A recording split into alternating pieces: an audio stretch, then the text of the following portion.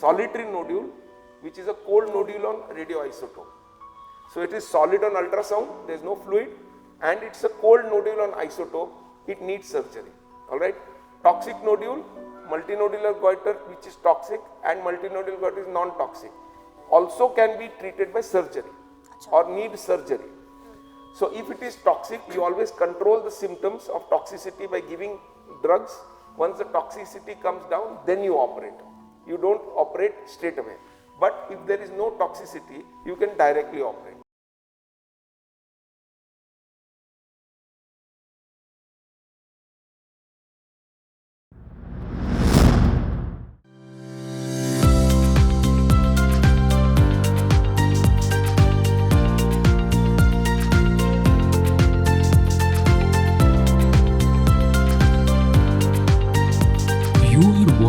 Surgeries simplified, शस्त्र कला सरल शब्दों में. हेलो नमस्ते, welcome to our channel surgery simplified, शस्त्र कला सरल शब्दों में. मेरे साथ हैं डॉक्टर निखिल. नमस्ते. So doctor, in the last episode you very clearly explained about thyroid, how it functions in the entire body, how it affects the entire body. आज क्या हम आगे? Yeah, so last time we discussed basically physiology and its role in the body and its relation to diabetes. Now we are going to discuss the surgical part of thyroid. Surgical part where the treatment is surgical. Last time we discussed the medical part where basically the treatment is medicines. Now the thyroid, when it is enlarged, it is called goiter, G-O-I-T-R-E. So what is the thyroid? It is a butterfly shaped organ with two lobes which are joined by a bridge called isthmus.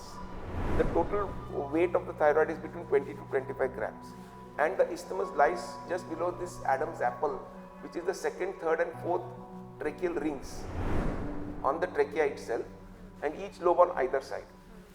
Now there are two or three important structures which are associated with the thyroid. One is that it is receiving a lot of blood because the external carotid artery supplies blood to the thyroid. It's very vascular. Now if the carotid artery arises from the heart directly, divides into two parts, internal and external. External supplies the thyroid and other organs in the neck. Internal carotid goes to the brain. So it is very vascular. So during surgery, there can be profuse bleeding. This is the first part. Second, there is a recurrent laryngeal nerve which is coming from the brain and it goes behind the thyroid, on the floor of the thyroid, on either side. It supplies the vocal cords and the voice box. So it controls the volume, the tenor, the tone, and the type of voice a person has. Now, when you're operating on the thyroid, sometimes the recurrent laryngeal nerve might be injured. Now, what happens with that is the voice can become hoarse, or the volume can become less, and it can become like a whispering voice, depending on the degree of injury. And generally, we say that generally it doesn't happen, but it's necessary for people, especially those who are singers and use their voice, those who are speakers and things like that, who need to speak a lot in their profession, have to be careful. You have to be more careful when you're operating such people. Another important thing is thyroid cancers. They tend to infiltrate into the recurrent laryngeal nerve because they spread posteriorly, and one of the early signs of thyroid cancer is a change in the voice, where the voice becomes hoarse or it loses its volume. Okay. The second is that there are parathyroid glands. These are button-shaped glands which are 4 in number, superior and inferior, at the upper end of each lobe and lower end of each lobe on either side. They produce a hormone called parathormone, which controls calcium metabolism. That means it maintains the calcium level in the blood. While doing especially total thyroidectomy, where you remove the entire thyroid for cancer, these glands may get removed along with that, and the patient may end up with decreased parathormone levels and therefore may need calcium replacement for the rest of their lives. So these are two not uncommon complications or side effects of thyroid surgery which people need to know. Now coming to the goiter itself, we can divide into two types: toxic, non-toxic. Toxic means where the patient has symptoms of hyperthyroidism, which we discussed last time. Fast pulse, fast heart rate, high BP, irritability, loose motions, insomnia, lack of sleep, insomnia, irritability, and so on. Loss of weight. That means good appetite but still loss of weight. अच्छा. Right? So because the whole body is wound up at the metabolic rate has gone up. So those are known as toxicity symptoms. Now that thyroid which is goiter associated with toxicity, we call it toxic goiter.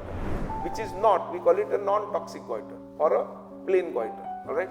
Now in toxic goiter there are two types. A plain goiter where there are no nodules.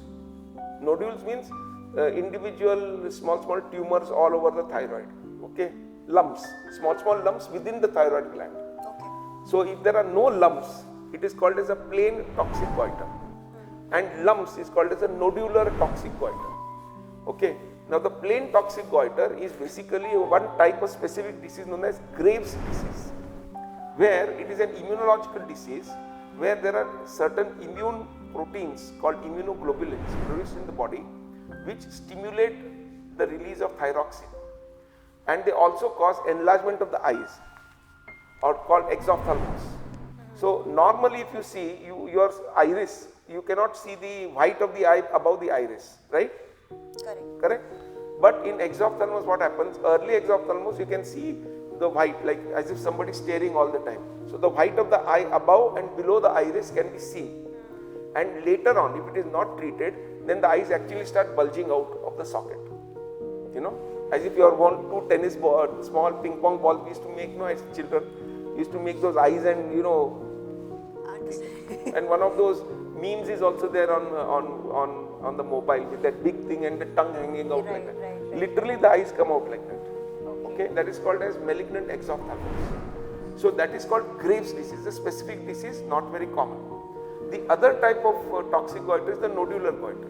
Now again in this we divide it into solitary nodule if is there only one nodule and multiple nodules. The multiple nodular toxic goiter is the commonest, and it is because of deficiency of iodine in the diet. Okay, whatever reason, that if there is less iodine in the body, then there is less thyroxine because iodine is required to produce thyroxine.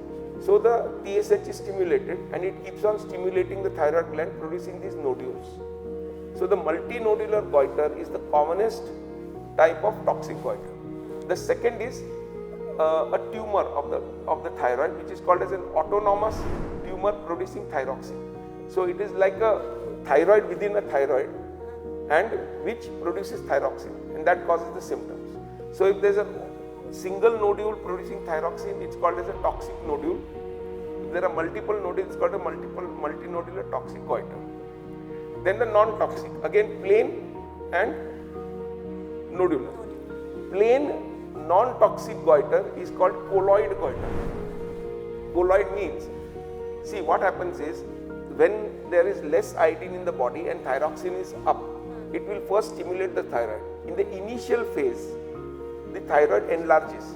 That is called as a colloid goiter. So it's the early phase. That is the one stage before it becomes multinodular goiter. If it is not treated, then the levels of thyroxine fluctuate and it ends up with multiple nodules.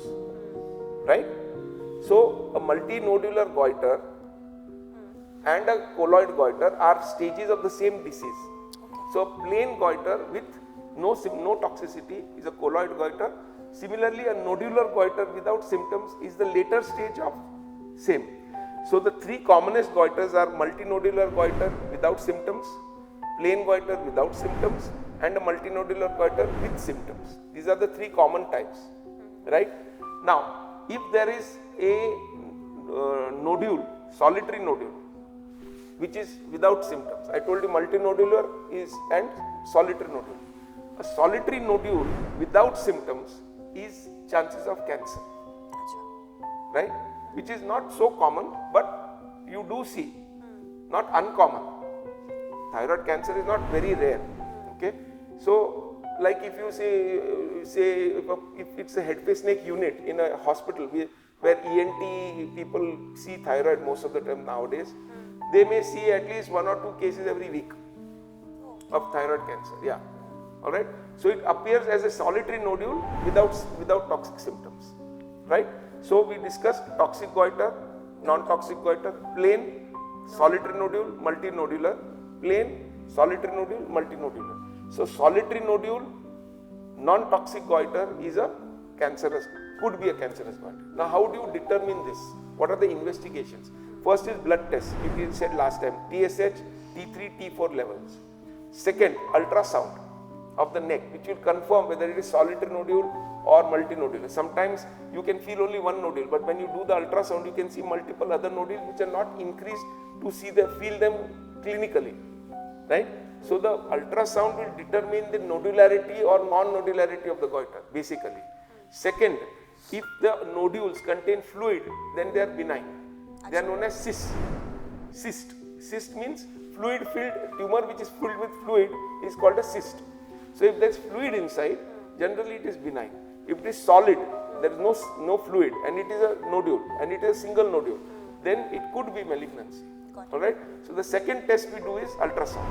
The third test, at the time of ultrasound, we do FNAC. That means we put a needle inside and pull out whatever liquid and see the cells, which gives an idea, A, whether it is a benign nodule or not benign nodule. Alright? You can also use a true cut biopsy where it's a thicker needle which will take a small piece of the thyroid. It will go inside, punch and remove it, and small sliver of tissue. That is more accurate. Okay. Now if it is a cyst, you aspirate the fluid and you can see what the color, whether it is yellowish color, that's nothing. If it is blood, then it may be that it is a, blood means always you have to rule out cancer. Alright.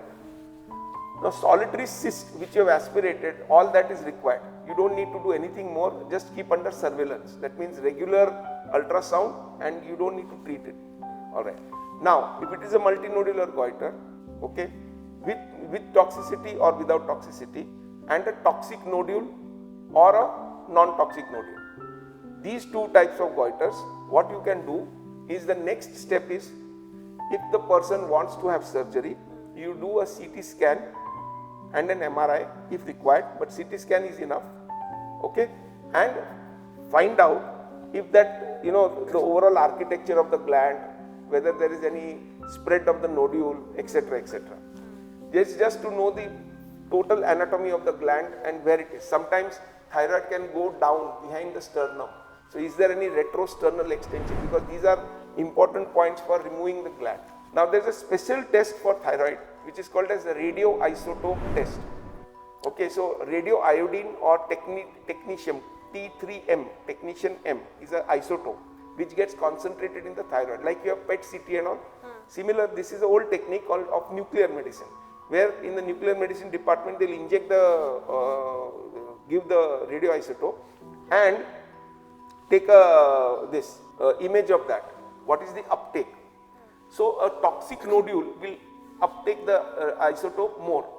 So when you have a solid tumor, not a cyst, right? And you want to know whether this is toxic or not, because toxicity may be subclinical. It may not be seen as clinical symptoms all the time. So a toxic nodule will become a hot nodule because it will take up the isotope. Now toxic nodule generally is not cancerous. But a cold nodule, that means after doing a radioisotope, if it doesn't take the isotope, there are no symptoms, it's a solitary nodule and FNAC is inconclusive, then it should be treated as a case of could be cancer and treated as such by surgery. Which means surgery is compulsory. Surgery is compulsory for a solitary nodule which is a cold nodule on radioisotope. So it is solid on ultrasound, there is no fluid, and it's a cold nodule on isotope, it needs surgery. Alright.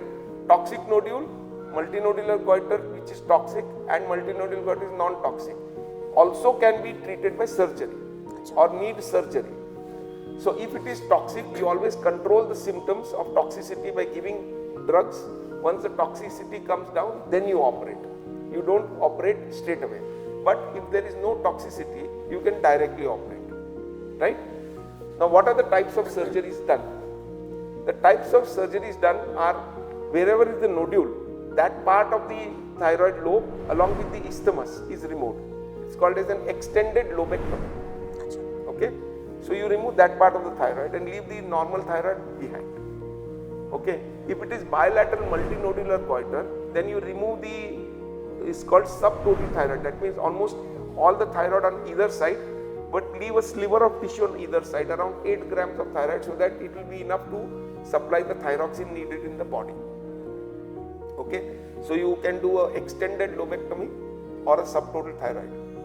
Now, thyroid cancer. Alright, thyroid cancer is less common than, as I told you, than other cancers. But if you take a clinic where only head, face, neck cases are seen, things like that, you will definitely get 1 or 2 cases every month. Now there are basically 3-4 types of cancer. Alright, one is called papillary. Second is follicular. Third is anaplastic. That means that cancer is very bad. It spreads very fast and generally kills the patient. The patient dies within 6 months of diagnosis because it's a very fast spreading, and because of the very rich blood supply, it spreads very quickly to the rest of the body. So anaplastic means you cannot make out papillary, follicular. It's a very fast growing, non-differentiated cancer. That's why it's called anaplastic. Anaplastic means where the growth is so fast that the cells cannot be made out. They are just cancer cells. Because it is constricting the trachea, the only surgical role is sometimes to remove the bridge, that is the isthmus, so that the patient can breathe. Other than that, very little can be done to save them. And generally within 6 months of diagnosis, the patient dies.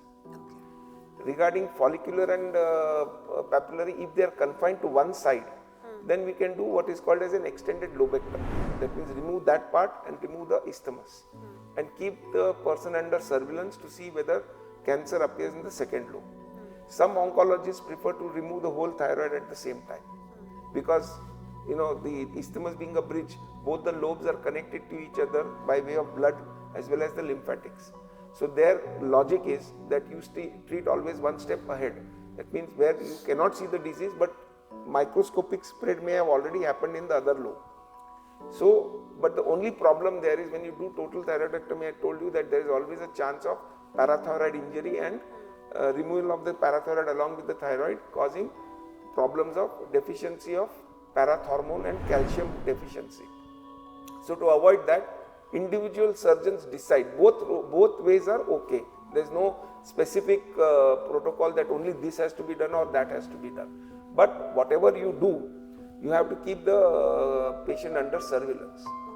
If the lymph nodes are already involved, which is more often in papillary, then you have to combine the removal of thyroid with the removal of the entire lymph nodes, which is known as radical neck dissection. Okay, which is a part of most tumors of the head, face, neck. Wherever there are lymph nodes involved, we'll talk about that in the next episode. So radical neck dissection has to accompany the removal of the thyroid. There is no generally any other ancillary treatment other than to give thyroxine, L-troxine, because the whole thyroid or most of the thyroid is removed. So you have to give L-troxine to most of these patients. Okay, the prognosis is good because being a superficial gland, diagnosis is made early, and generally it is restricted and in the thyroid, and both these cancers are generally slow growing. So by the time it gives time for us to remove the thyroid before it has spread. So generally they don't need any further treatment. Okay. Regarding the medullary carcinoma, it needs to be, the total thyroidectomy has to be done. So in summary, a goiter can be toxic or non-toxic, nodular or plain. Surgery is required in the toxic nodular goiter, toxic nodule, and the plain goiter, which is the colloid goiter. There is one more method of treatment known as radioiodine, and this is generally utilized for the toxic nodule and the toxic multinodular goiter. It is not so commonly used for the colloid goiter because radioiodine, being a radioactive substance, can have side effects. So therefore it is more kept for the goiters which are either Hashimoto thyroiditis, where there is a large thyroid gland and plain thyroid, so the take-up is uniform, or the Graves' disease, where it's a toxic goiter with a large goiter, or the colloid goiter sometimes, and the toxic nodule. Okay, so radioiodine is injected in the blood and it will destroy the thyroid gland, so you don't have to do surgery.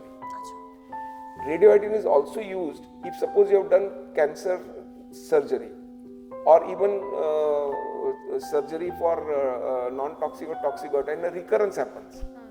I told you that if you don't give L-toxin, recurrences can happen. So sometimes patients after a few years stop taking L-toxin and a recurrence happens. That recurrence can be either treated by surgery or you can give radioiodine. The only problem with radioiodine is not available everywhere. It's restricted because you have to have special permission from Atomic Energy, Baba Atomic Energy and all, because it's radioactive stuff. So that radioiodine treatment is available only in larger centers. So where it is available, it is a very good way of treating things which are related with the surgery. In the sense, you don't want to do total thyroidectomy because of potential parathyroid injury, so you do lobectomy, then there's a recurrence. Such cases, radioiodine works. Instead of subjecting patient to repeat surgery, you can do radioiodine. Got it. So I know that thyroid is a very complicated subject, and I am sure that though I try to simplify it, many people must have found it a little difficult to understand. So I am going to give a take-home message. Any large gland in the neck should be shown to a surgeon and let him decide what is to be done. Okay? As I told you, the common conditions where this is done or the common indications for surgery are cosmetic, because a large gland with multiple nodules looks ugly. Second is pressure symptoms. Sometimes if the gland is very large, it will press on the windpipe because it is attached to the windpipe, and when they are sleeping they will have breathing problem. And the third is if there is a cold nodule, which is a solitary nodule, where there is a suspicion that there could be malignancy. These are the three indications: cosmetic reasons, pressure symptoms, and chances that it might be malignant. But let that decision be taken by the surgeon. And most people avoid surgery. They move around with a big gland, but it's not that difficult a surgery. And most thyroidectomies are done like, you would stay 1 or 2 days in the hospital and you can go home. Okay. Yeah, so there's no need to worry. It's like piles. They'll sit with piles for long time, getting scared that surgery may result in something. It's the same misconceptions about thyroid surgery also. But people don't have to get scared. Let the surgeon decide, but go and consult a surgeon and get it treated properly. Got it. Alright, thank you so much, doctor. So if you have any questions or anything that you want to share, do let us know in the comment section below. Subscribe to our channel, like the video and share with your family and friends, and stay tuned for more interesting topics. Thank you. Thank you.